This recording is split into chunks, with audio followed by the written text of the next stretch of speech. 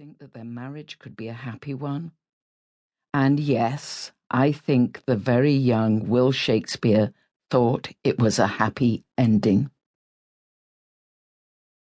I have plunged into despair as I directed Coriolanus, because of the manipulative, relentless bullying of Volumnia, who sends her son to the war when he is but a child, and deeply proud of it.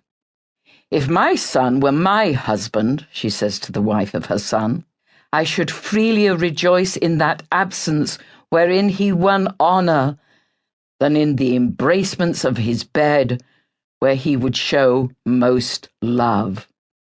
When yet he was but tender-bodied, and the only son of my womb, when youth with all comeliness plucked all gaze his way, I, considering how honour would become such a person, was pleased to let him seek danger, where he was like to find fame. To a cruel war I sent him." And she did. And he returned triumphant, a national hero, and now a killing machine. The depiction of Volumnia, written towards the end of Shakespeare's writing life, is complex, detailed, and accurate, totally without sentiment, and the actions of the play flow seamlessly from the actions of her mind and the upbringing of her son. One day, as I was watching a performance of The Tempest from the lawn of Edith Wharton's home, The Mount, where Shakespeare and Company, the company we founded in 1978, had lived for a couple of decades, I was pulling up the grass on either side of me, watching the actors, catching the nuance of their thoughts, feeling how it was reflected in their words. A courageous, distinctive actor called Midori Nakamura was playing Ariel, naked except for a brief loincloth, with the ability to make herself physically and vocally into either a man or a woman or something else.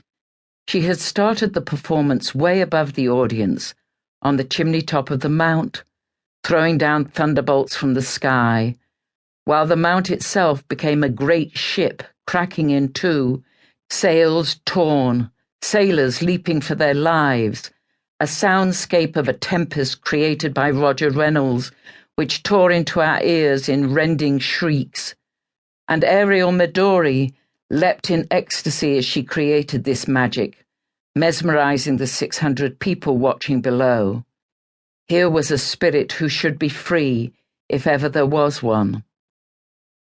At the end of the play, after she's persuaded Prospero not to take revenge upon his enemies, but to forgive them, redeem them, when she yet again requests her freedom, and finally Prospero keeps his word, having broken it so many times before, and she is freed, she starts her journey away from the audience and the simple stage, and recedes into the woods, huge white pines that Edith Wharton had planted 100 years ago, and that now stretch into the darkness as far as the eye can see.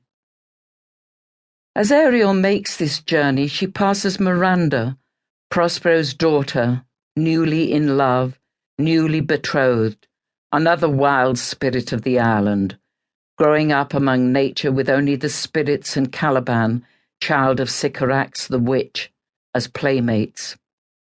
Miranda, too, is making a journey, but in the opposite direction. She is going with her new husband and kings and princes back to civilization, a place she barely remembers. Miranda is also skimpily dressed, but her body, unlike Ariel's, is covered. Her life will soon change beyond anything she could imagine, as she encounters all the embedded ideas surrounding status, race, class, gender, religion, in a culture that will make her heir apparent to 2 Italian kingdoms.